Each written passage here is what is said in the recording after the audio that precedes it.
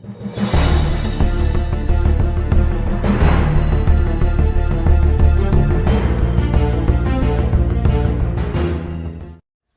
afternoon, keepers of the cash. Gary B, the Casual Comic Guy here. And guys, today, welcome to Savage Saturday, episode 133. Still going strong. Thank you all for tuning in. I love the niche group that we have that watches this show. It means a lot to me. This is stuff I love talking about. And the fact that I have a group of you that are dedicated watchers means the world. I absolutely love it. I love sharing these stories with you. And you know, one of my favorite things to do with this is to bring stories that you may not have seen or heard of before and share the whole story with you. And I'm going to do that again today. Now, this is from a series called Conan the Savage, which went for 10 issues. It was a run that happened after the Savage Sword of Conan series finished up and was done. Now, this was supposed to be in the same vein. There was a lot more artistic interpretation taken with these issues, I believe. The art was very different. The panel setups were odd, and the way they used the pages was quite different too. Sometimes to the benefit of the book, sometimes to the deficit of the book. Today I'm showing you a story that I think the art is beautiful. I think what they did with the page setup was great, but the story is really fun too. And there's a lot to the story, but we're gonna show this. And this is a hard series to get a hold of, and usually it's quite pricey per issue. And I'm not sure why, if it's low print run or whatever it is. I'm lucky to have all 10, and I didn't pay a lot for them. So this is issue number 9, and this is the story. The cover art is the story that we're actually going to look at in this. There's 2 stories at least in each issue. Both of these stories in this one are written by Chuck Dixon with 2 different Enriques for art. But our story is called Death Song from the Stars, and written by Chuck Dixon with art by Enrique Alcatena and lettering by Bob Sharon. And as I like to do, I'll be showing you the pages over here as I read them to you. But we're going to enjoy a good old barbaric yarn from 1996, and we're going to take you inside the story and just read the story to you. Like I said, I really enjoy bringing stories to people that they may not have a chance to ever see or read for themselves. And at least you can pause this video if you like and read each page yourself. You can mute me for all you need to, but I will have the story here for you. But let's start out. Death Song. And it says, in the untracked jungles of Vendaya, Conan finds himself alone after a falling out with some brother thieves. A falling out that leaves fresh blood and spent lives on the trail at his back. And fresh blood is a call to feed in these steaming climes. And then you see this giant tiger attacking Conan, and he screams out, Crom's Black Heart, and he's got to defend himself. And again, I know I showed it to you over there, but I still like to hold up the book. It's a part of the journey for me when I'm sharing, so please allow me. And then on our next page, to run is useless, as only chance his only chance is to stand and fight, and slim chance it is. First blood is his, and he swipes his great sword and he takes out the eye of the tiger. And his only reward is the animal's rage. Climb the stinging vines and branches, slowest fall from the beast's grasp, because as the beast claws at Conan, he falls over a cliff. Moss and lichen provide a soft landing. And from this landing, Conan's on his hands and knees, and he spies the city, and he says as such, a city. Now, you can see already the way the panels are set up. There's not really panels per se. The art takes up the whole page, which is unique to Conan the Savage. And when there are panels, they're structured quite differently depending upon the artist. Again, this artist is Enrique Alcatena. All right, our next page. The golden minarets of the city of Gopher. The nomads who wander the mountain valleys north of these jungle plains whisper of this place. These walls contain a promise of dark horror and the lure of fabled riches. And you see Conan approaching these gates. And as he's approaching them, he says, no guards posted at the walls or gates. No lights burn in the towers. Is the city abandoned? But no vines grow on the ramparts. No grass in the streets. A market. It's been days since I've had food, but there's no one tending the market. And the fruit is fresh. And Conan bites an apple. And then he hears the screeching. He's like, Crom's blood, that keening. Again, Beautiful art. And you can see how the art just encompasses the whole page. It just takes it all up and it's gorgeous. All right, and we continue our tale. The screaming is continuing at the top of the page with E across the whole screen, the whole panels. And Conan is wandering in with his blade, and it says, "I cannot find its source." And then he screams, the great screeching, it hits him, and he's powerless against it. The sound, covering my ears, offers no relief. Can hear it in my bones. You make this devil song, he says as he sees this dark figure approaching him, who's only in shadow. If you live, you'll die this day. But it's a boast Conan can't complete. As Conan strikes out at this figure, he goes, "You are flesh and sinew. If you bleed, then you can die." But Conan's almost defeated. He says, "The wailing, it grows. Crom's dark humors." And then you see Conan waking up with a female hand with a rag tending to his forehead. And he's like, She's like, "Calm yourself, Outlander. No one here will harm you." So here we go. So already Conan has survived an attack from a tiger. And then he enters a city where no one is in the streets.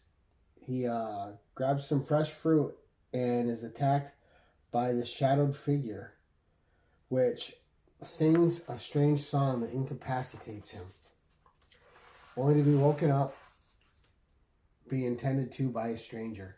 And Conan grabs the stranger's arm in the next panel and says, "What is this? Who brought me here? Is this the land of the slain?" Conan thinks he's in the afterlife. And this woman says, "You are quite alive, Outlander. We found you in the streets by the market row. I am Princess Kajura. My retainers carried you here. You have lain unmoving all day." And Conan replies, "Is this truly Gopur?" And she goes, "It is the city of Gopur." And he says, "That wailing, not like the song I heard last night." And because he can hear others singing in the background. And she says, "It is the evening call to prayer, the prayer of warning and deliverance." And now you see her and Conan looking down into the streets. He says, "Warning of what? The people flee in fear." And she replies to Conan, "Night comes, and with her, the voice of Makara. That is why you found the streets empty." He says, "But I saw a shadow before I lost my senses." And she says, "Him? My poor brother, the Prince Nakasvera, who can find no rest, cursed by the Makaras? Cursed to walk the shadow world, his only companion, the moonlight? He is lost to us. It is the curse we share with him. He lurks in the shadows of the night. The city is only ours with the rising of the sun. It was many seasons ago." So you can see she's about ready to impart on Conan a tale. And it's going to be a sorrowful one. And we're going to get to that in the next page. As our story continues, the Princess Kajura says, "A greenish fog seemed to descend from the full moon to fill the dense forest a half a day's ride from the walls of Gopur. Using this mist as a bridge, the Makaras came to make their home in the dark heart of the forest. They brought with them their unholy hunger, their twisted desires, their loathsome and vindictive gods. With their black science, the Makaras built the city of Bagoba and started to foam the dark wood by night. They were small and grayish, the hue of dead flesh, slobbering homunculi, with big eyes which shone leprously in the shadows. The night air carried their wailing, thin voices. Those who heard their call departed Gopur as though in a trance. They stumbled blindly into the jungle and never returned. My brother, Prince Nakasvera, gathered his armies and his elephants and set out to destroy the Makara. During the daylight, the Makaras were feeble and blind, and the prince's soldiers slaughtered them with impunity. As night fell, his army grew fearful and entreated the prince to leave the place." All right. Now, again, I want you to pay attention to the art design on these pages as our story's going. Just beautiful art design, beautiful flow taking you into the narrative and the stories, and just absolutely gorgeous setup. So, our tale from the past continues on the next page with the Princess Kajura telling Conan, "But the prince entered the crypts beneath the citadel alone. He vowed to slay the gods of the intruders and still their prayers for all time. The soldiers encamped and waited for the Lord. And you see the prince, bloody sword, entering the tomb and going down. It says, as dawn broke, the prince ascended from the crypts, listless and pale. He would not speak of what transpired below. The army returned to Gulper victorious, but filled with vague feelings of dread. The prince shut himself into the palace, and no one saw him again. The people awaited an impending calamity with an overwhelming sense of dread. But no army was sent against the invaders this time. A dread darkly rewarded when the night songs of the Makara began again. But no army was sent against the invaders this time. Now the people would shelter themselves away in their homes and wait for dawn. And those who dare risk a glance to the streets say they see Prince Nakasvera roaming the shadowed avenues, a living ghost. So we got a nice little tale set up, a tale of horror and a tale of mystery. And you can't help but wonder how our favorite Cimmerian is going to play into this. All right, so next panel, we're back to Conan and Kujira, and she's telling him, it is plain to me that you are a warrior, an adventurer. If you were to travel to Dagobah and learn the secret of my brother's affliction, the reward would be a rich one. Do the Makaras reach from the grave? Do the gods they left behind still work their dark magic despite the death of their faithful? And Conan replies to her, I don't care for sorcery. And Kujira says, anything you wish might be yours. And Conan looks at her, a little bit of desire in his eyes. He says, anything? She goes, to see my brother whole once more, I would pay any price. She goes, and then our next panel is Conan on his way there in a different set of clothing. And she's explaining this in captions. It says, you must wear a headpiece of my design. It will hold the cocoons of silkworms to your ears to shield you from the song of the Makaras. And but it covers as well the sounds of the jungle. And as soon as Conan's out there, he runs across the tiger that he fought at the beginning of the tale. It's one eye gone, and it's attacking Conan again as he runs across it. He screams, Crom! And he goes, and so an old enemy is allowed to slip within striking range. And it is the same beast he fell afoul of before, and it seeks payment for the eye that Conan stole.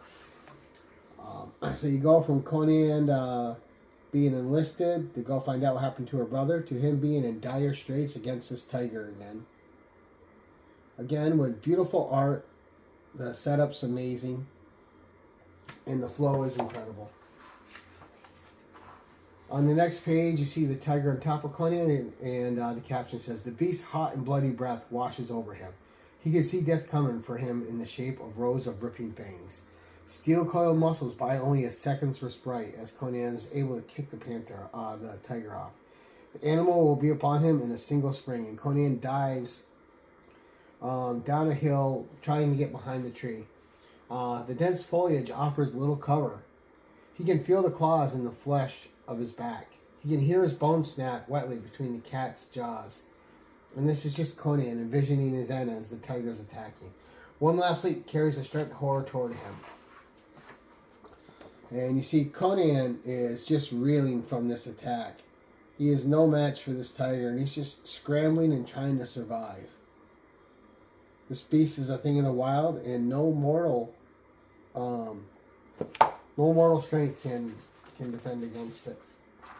We go to our next page. Then nothing. No tearing fangs, no eviscerating claws. Crom's mercy is elusive and sometimes cruel. As terrible as his fate might have been at the claws of the beast, worse lies waiting on the path ahead. The alien city of Bagara. Even through the headpiece, he can hear the wailing. So Conan survived one horror just to be presented with another, and he thinks it's Crom's cruel jest upon him. Now, when the tiger attacked Conan and Conan went down, the tiger impaled itself on one of the torn branches of the tree. So, now entering the city of Dagobah, footfalls in the jungle. It is Prince Nakasvera. Conan has seen the prince heading back towards the city, and what fresh horror does he carry into the dark walls? And Conan is watching him descend back into the crypts. Unseen hands close the gates behind the entranced Nakasvera. Conan cannot open them. What burden does he bear, and for what obscene purpose? And you see Conan scaling the walls, and he takes off his protective crown with the silkworms, and he's watching the prince, and he's holding something, and Conan doesn't know what it is, but it's a sack, and it's over his shoulder, and it's body length. And it says, he is glad for the dim light within the damn temple. It fails to fully illuminate the hideous carvings that cover every wall. Plus, it gives Conan some cover. And you can hear a voice all of a sudden coming from the sack on the prince's shoulder. It says, why do you do this, my brother? And by the time Conan catches up, he sees the Princess Nakajara chained and being lowered into a pit. And she is screaming at her brother, have you forgotten that we are blood, flesh of the same flesh? Have mercy, Nakasvara.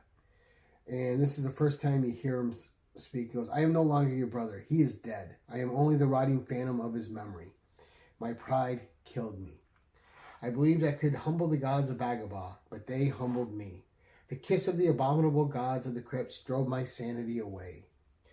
They turned me into their thrall, a weapon to avenge their deaths at my own hands. I vanquished them only to find them stronger than ever before. The keening rises from a moan to an earth-shaking scream, and then Conan's like, pain inside my skull. And you see Nakasvara lower his sister Kajura into this pit, and she screams out, Nakasvara! And all he has to say in reply is, you will share in their song, dear sister. Then we shall be one with the Makari and rule the city of night at their pleasure. So, dire straits yet again. Conan is starting to feel the effects of the night song. The princess is captured and being lowered into the pit to await horrors she has no idea of by her brother, who has been completely taken over by these Makaris. So, tale of dread for sure, with a tinge of horror, just the way I like it. And you see Conan go, no. And now he's mad seeing the princess lower. He goes, you will not have her. And he just leaps forward into the pit and down, with Nakasvara just watching on as Conan disappears into this pit. And he lands in a palace and he says, Kajura? And he's looking for her. She's like, Conan, the gods of the Makari are here. They hunger in their lairs. Their worshippers have abandoned them, so they sing the song that they taught their sycophants. And Conan says, the stink of them. And these are alien worms that are here. And Conan says, these are no gods, just foul parasites, creatures that can die. And he's hacking and slashing away with them at a sword, and die they shall. And you see up top, the prince is convulsing with each slash of Conan into these creatures, and saying, oh, agony. And you take a good look. Some great art. Those worms look absolutely disgusting. And just really represents the horror of the tale accurately. And we'll get on with our story. It says, a final worm thing lives. Its song rises to an intolerable pitch, and it's got Conan in its clutches, and draws Conan closer to the supporting wound of its mouth for a kiss. And you can see the drool falling on Conan's face, but then Conan screams, die, and just starts hacking away with his sword. And then you see the prince outside, his side bursts, and he screams, and he collapses. And then you see Conan, triumphant, standing next to Princess Kajura. He says, the Makara's song. She says, it is ended. It died with them. And my brother? Conan says, he is dead as well, but he died not this day. The prince was dead when these horrors embraced him. His mind, his soul, whatever was the prince of Gopur, ceased to exist upon that day. And thus our tale ends.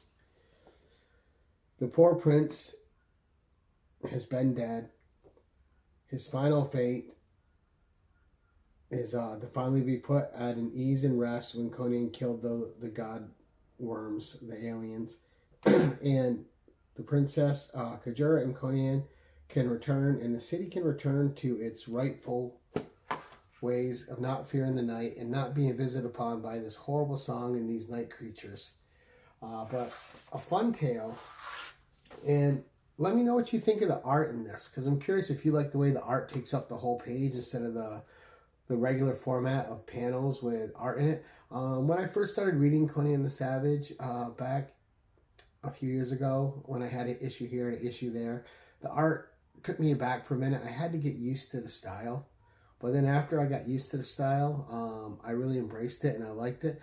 Not that I don't like the Savage Sword. That's still always going to be my go-to and my favorite, especially with the artist they had on it. This is something fresh. It was something different at the time. And like I said, it served some of the stories really well, and it detracted from some of the stories where they kind of seemed a mess.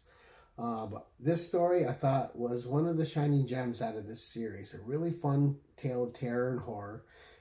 You have your curse, you have Conan fighting animals in the wild, you have Conan fighting aliens, Conan fighting monsters, Conan trying to do the right thing and save someone, and also Conan having a love interest, or at least a passing interest in the Princess Kajura. Overall, I'm going to give this, art-wise, definitely an A+. The story by Chuck Dixon, I'm going to give it A+ too. It was definitely different. Definitely fun to see Conan in a different light. He was still Conan, but I like that there was always a sense of dread and horror in this story. Conan was never at ease. He was in these environments where he had to always have his senses about him, and he had to be ready to react and think his way through. So a really great setup, a really good story. Really enjoyed this tale a lot. A+ all around. The only thing I thought detracted from it is I thought some of the lettering distracted from the story, where it was a little too flamboyant where it didn't need to be. And lettering should enhance the story, but it shouldn't make you notice the lettering over the story, which it did in a piece or two inside.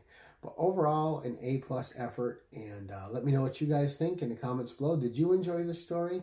Do you like your Conan tinged with the horror and the supernatural? Or do you like a straight up mercenary tale where he's out for jewels, being a mercenary? There's so many different tales you can take with Conan. But let me know what you think in the comments below. Thank you so much for watching. And until next time, keep it casual.